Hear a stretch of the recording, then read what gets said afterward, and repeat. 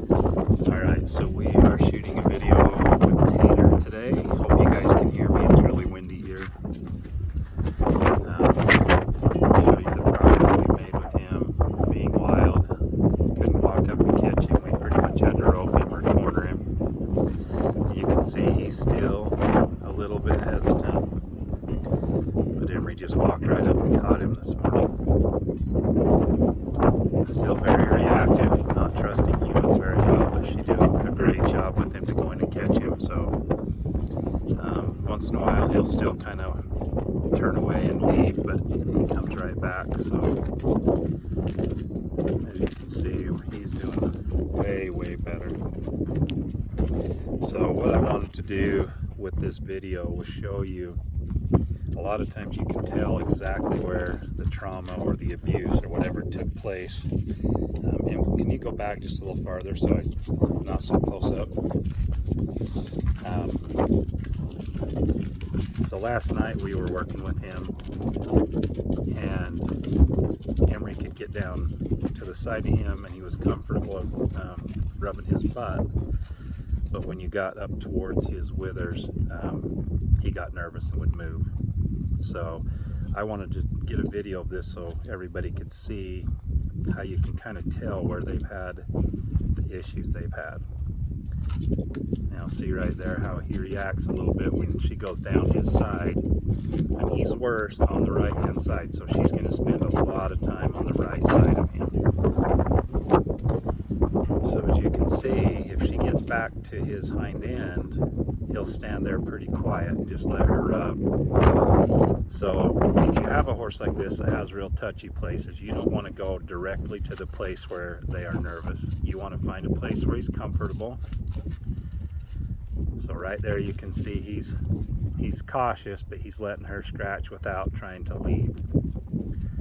Now, this is kind of hard to see the way he's standing, but as she rubs him, she'll rub him on the butt, and then she'll just kind of work her way up a little bit at a time up his side. So if she's scratching him and rubbing him on the hind end right there, if you watch, as her hand goes up, she gets to a certain place and he moves, and that's right there just behind his withers.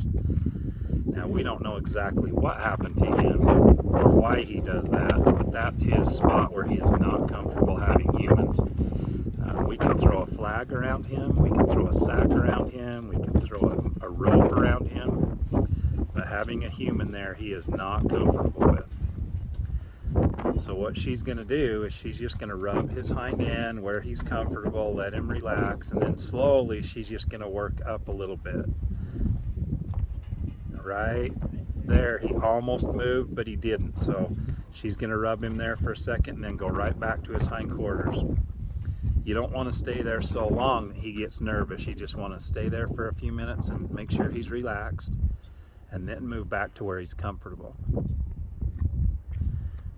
You don't want to move up there, and if he moves, you have to keep rubbing him until he stands still, because if you quit rubbing him and he moves, he'll think he did the right thing. So now you can see he's a lot better today.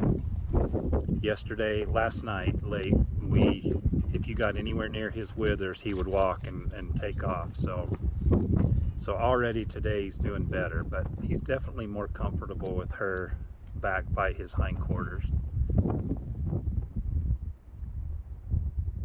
So now she's kind of moved up to his neck and stuff, and he's actually doing pretty good today. He's standing a lot better. But right there you can see right by his withers, he just isn't comfortable. He'll throw his head a little bit and he'll try to move away. Now you don't want to try to hold the horse from moving, because that will make him move. One of the things we noticed last night is Emery was holding the lead rope a little bit tight, and actually when she would walk towards the back of him, it would actually pull him backwards.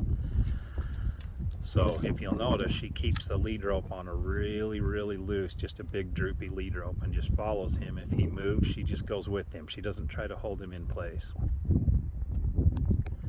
So he's doing a lot better today now, and you can see the reaction in him. So now she's going to just go ahead and walk down his other side, maybe, Emery, and see how he does on. Now his left side is his better side, but he's still reactive to that side. So you can see anytime a human approaches him, he's very, very defensive.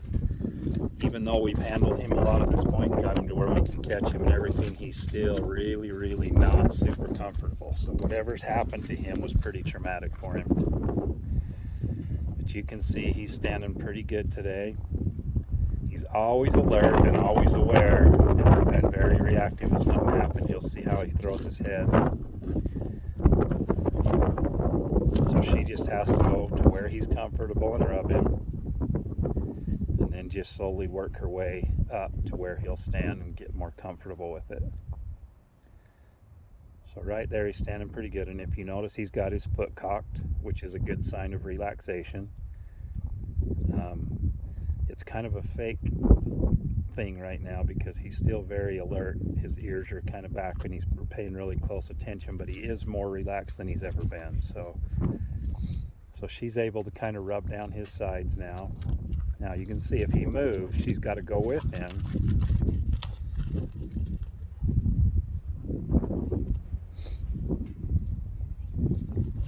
So see, you can see every time she goes to touch him, his first reaction is to go backwards.